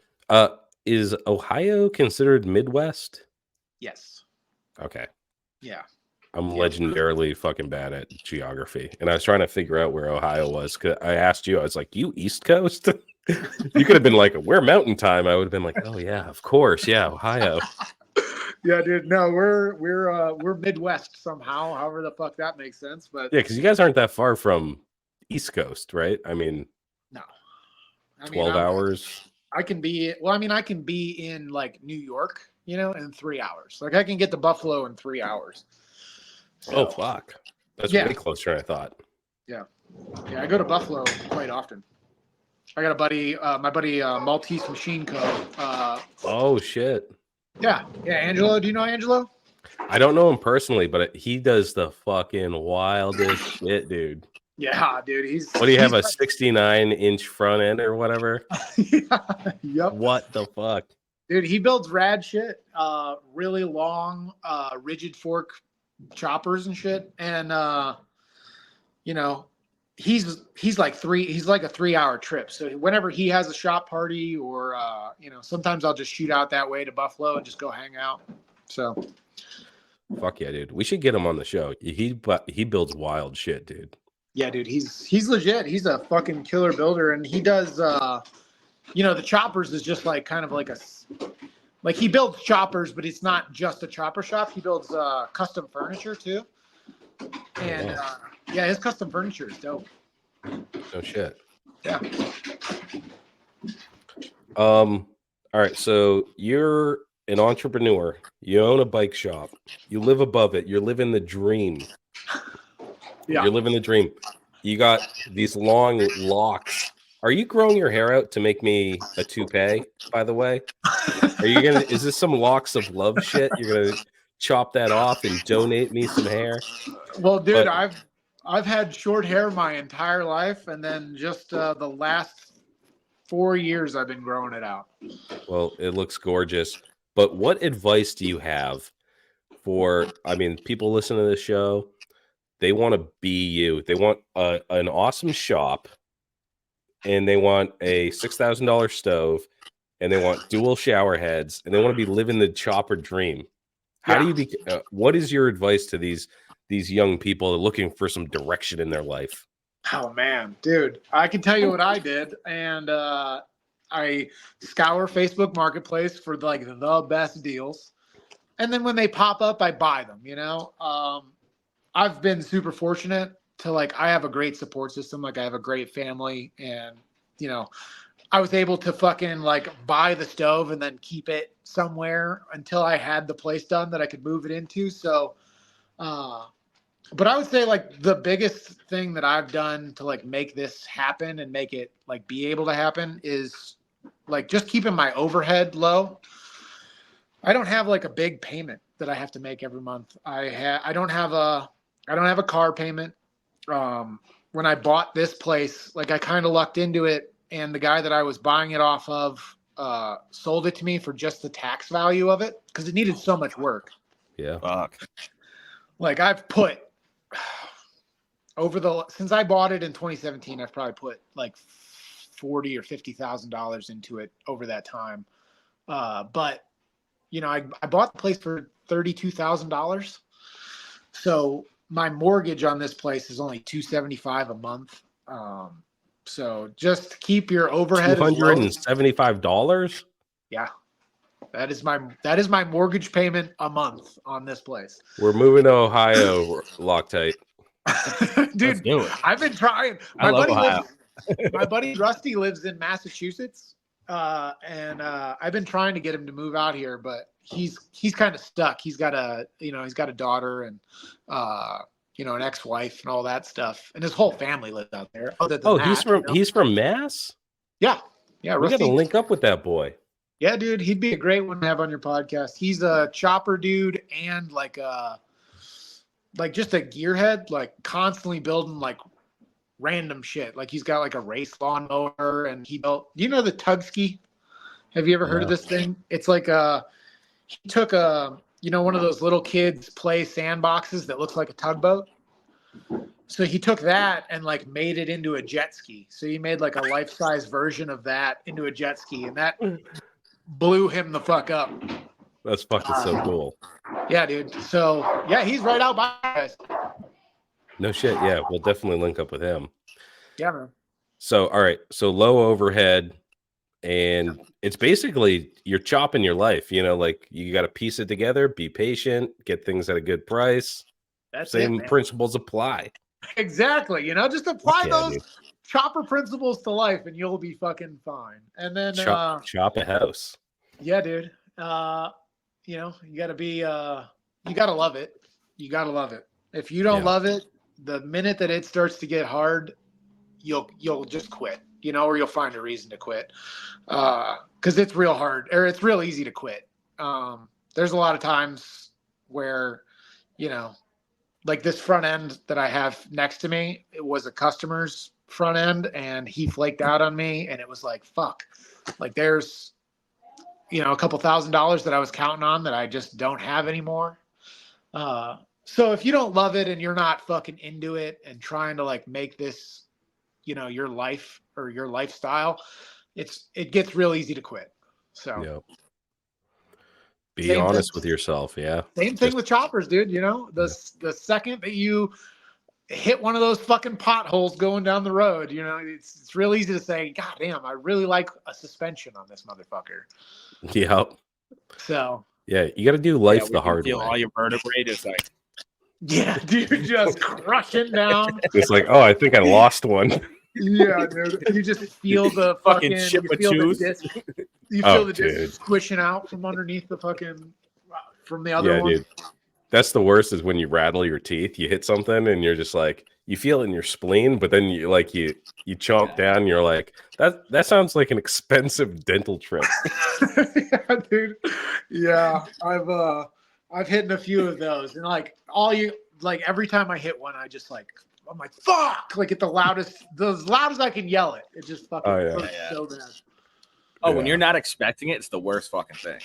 Yeah, you're like all hunched over, just being comfortable and shit, and you're like in the worst position to absorb anything. Oh yeah, you know, it feels like getting sucker punched. You're just like, oh, yeah, dude, right in the low back, just bow. Yeah, and nobody's there to console you. You just sit there and you're just like, ah. Yeah, dude, that is a Feeling sorry for yourself. So, all right, yeah, that also translates into how to become whatever this is. You know. Yep. Before we get any further along, we didn't even start with housekeeping. I actually like this. Let's just do housekeeping at the end with the sponsors. Let's just dive right into the interview. Let's attack the interview. Loctite. What do you think? He loves it. He loves it. All right, so little light housekeeping this week. First off, I gotta mention Cornerstone Manufacturing. He's the giveaway sponsor. Patreon, $10 a month. It's February. It's the end of February. You can still get in on this. When you listen to this, we got one more week left. Go ahead and go to our Patreon and sign up for $10 a month. That's like a beer, dude. A fancy beer. A fancy beer. I mean, you probably get a beer for a couple bucks at a real dive, a real scummy place. But if you're at a nice place that has like 180 taps, and they do like fucking like local shit, and they have kale on their plates to garnish it, it's going to be $10. So one fancy beer. Sign up, Cornerstone Manufacturing. This dude is with the computers. He's building things. He's amazing. He's smart. DIY chopper, seat pan, Kydex. I actually just he has a YouTube channel, and he'll show you on his YouTube channel how to form this chopper seat. You can do it with a blow dryer. You can go steal your wife's blow dryer and form this beautiful Kydex seat to your chopper. Very low heat, but he's the giveaway sponsor this month. Sign up. You only got 1 week left. We're going to be doing the giveaway next week. It's the end of February. It's a short month. Sorry, hombres, but you're going to have to get on that. The other thing, housekeeping. Our show, the Low Life Lowdown, June 8th. Do you have the address handy? So I don't have to guess it again. Hold on, I'll get it. You can just keep going, and I know it's Caliph Highway. I don't know the number. 232 Caliph Highway, Epping, New Hampshire. Food, beer, music, raffles, motorcycle show, and biker games. You got time to plan. We're going to be at Laconia. We're going to be renting. I already talked to Dan about this too. We're going to be renting a spot. We're going to be all up in that bitch. 101 Laconia. All right. You ready for the sponsor section? We're going to start with Deadbeat. No. Nope. Also, real quick, if you want to be a vendor at that show, listen, I know it's so far out. None of you guys are going to fucking answer me right now. But if you want to lock down a vendor spot, hit up Rhino, Resto, or Low Life Chopper Podcast. No? Hit up Low Life Chopper Podcast on Instagram or Low Life. Just hit up the goddamn Instagram. Just hit us up. Because listen, they're going to sell out fast. People are already asking about it. We had a lot of vendors last year. So if you got a local shop or you make any kind of goods, hit us up. And one other show I want to shout out real quick, the La Spada Chopper Show. This is before our show. This is a motherfucking season opener for the Northeast. It is Saturday, May 4th, 2024, 576 Primrose Street, Haverhill, Mass. Why does it not say what fucking time it starts? Oh, starts at noon. 12. There's a show inside the building. There's a show outside the fucking building. This show is always a good time, so get on your fucking chopper and come hang the fuck out. And they got a bands at 4. So 12 to 4 is a chopper show, and then they're gonna have music.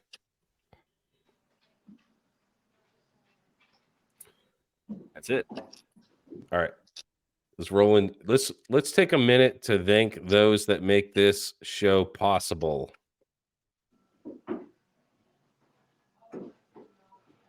Up first. Whatever you want. I got it queued up, baby. Oh, up first, we got Deadbeat Customs. Steve has been supporting us since the very motherfucking beginning, through being canceled, through fucking doing all of the drugs at Deadbeat Retreat. He has made the Deadbeat Retreat. We've gotten him kicked out of every fucking venue that he's tried to have it at. Not us personally, but us as a fucking community.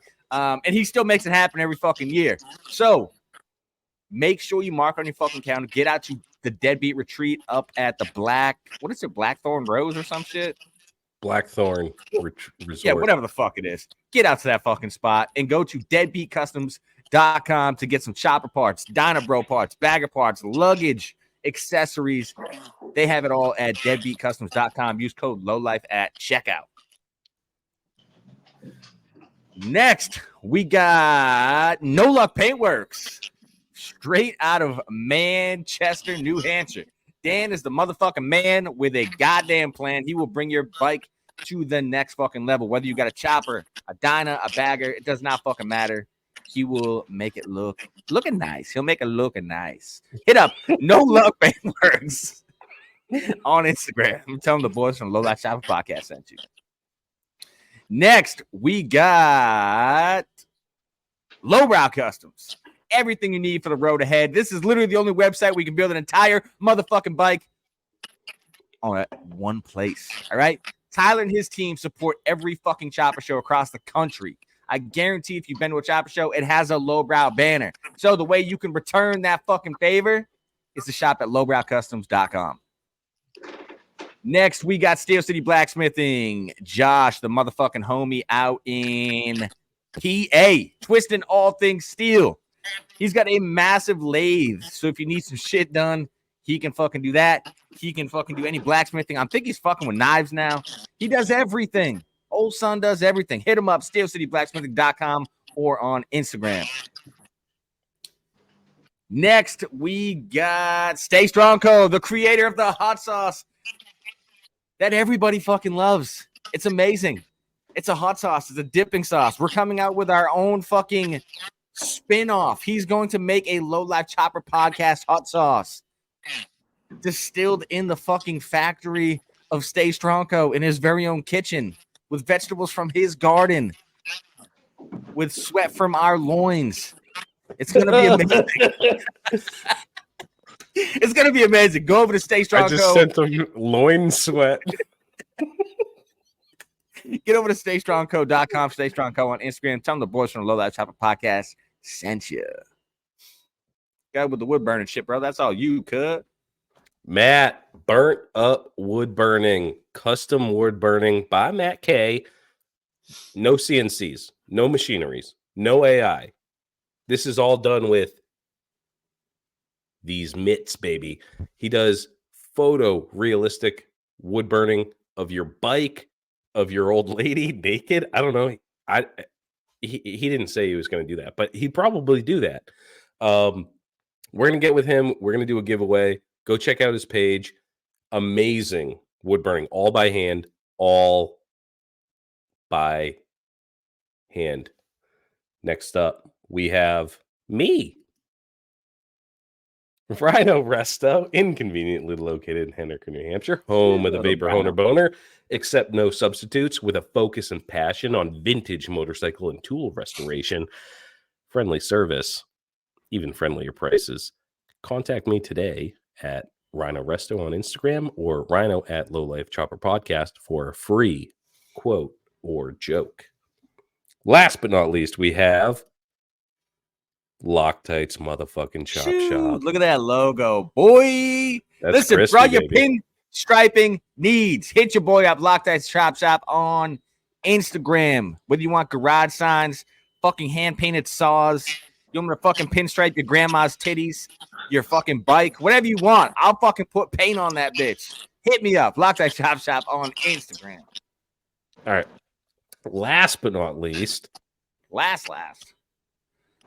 this show, Oh, fuck. the Low Life Motherfucking Chopper Podcast. Go to lowlifechopperpodcast.com. Okay. And we have all our shops and socials there. You can buy a t-shirt. You can buy a fucking camp mug. You can buy a fucking hat. You can go and look at all of our episodes. Nobody can take that down. Lowlifechopperpodcast.com. We're in your ear holes every fucking Friday. Don't forget about your boys. Last but not least, Eyesore Cycles. Yes. Give us the rundown. Give us an ad read. Give us an ad read. My motto is just make it run. So that's what we'll go with. Love Just it. make it run bare minimum. As long as it's running, right? Bare minimum choppers, baby. That's what Just we throw, do here. just throw on those headphones. As long as it's running, you don't have to worry about any sounds. You don't have to worry if it's safe. As long as it's running. That's right. All right. Dude, this was awesome. Thank you so much for coming on. Thank you for getting. I think we got like at least 3 or 4 different shows just talking to your homies after this. We're gonna hit them up. We're gonna hit you up to make sure we got the right Instagram, so I'm not hitting up random people. But dude, so stoked on what you're doing. I think it's fucking awesome. We got to get out to Ohio. Is there a show out in Ohio? What's the big old show out there? Yeah, dude. Fuel Cleveland. My buddy Mikey, who Forgot. yeah, dude. My buddy Mikey who runs. He's one of the owners of Lowbrow Customs. He puts that on. Yeah. So Fuck. yeah, Fuel Cleveland is a great one. Or I'm only like from Glory Days. I'm only like 2 hours from there. So. Oh no shit. Yeah. Are you going to Glory Days this year? Yeah, I'll be there. I go to so like I do Glory Days and the Fuel Cleveland every year. So I've been going for everyone since #1. So I'm going to try to continue to do that. So I'll be at those every year. How far? You said you're like 3 hours from New York. How far are you from like New Jersey? So Jersey's A little bit I want further. to say, yeah. I got that CB750 frame in Jersey, and I think that was 9 hours, 10 hours, something like that. Fuck yeah. Okay. Yeah. I keep on forgetting New York's a big state. So Buffalo versus like the city. Okay. Yeah, when I go to Buffalo, dude, I go through like, the tiniest part of Pennsylvania up at the top near the lake. Yeah. And then right into Buffalo. So I'm just in the northeast corner of Ohio. So that's why it's only 3 hours. Okay. I keep on nodding my head. I'm like, oh yeah, just go through Pennsylvania. I have no idea what you're talking about. I have no idea where Pennsylvania is on a map. If you Google Parkman, Ohio, the town is so small, it will literally take you right to my shop. So Google Parkman, Ohio, and then you'll find me. Parkman, Ohio. Well, Dusty, thanks again. Happy fucking Friday, motherfuckers. Dusty, stick around. We want to talk to you after the show. Any parting words, Loctite? Nah. No. Fuck these little bitch ass motherfuckers.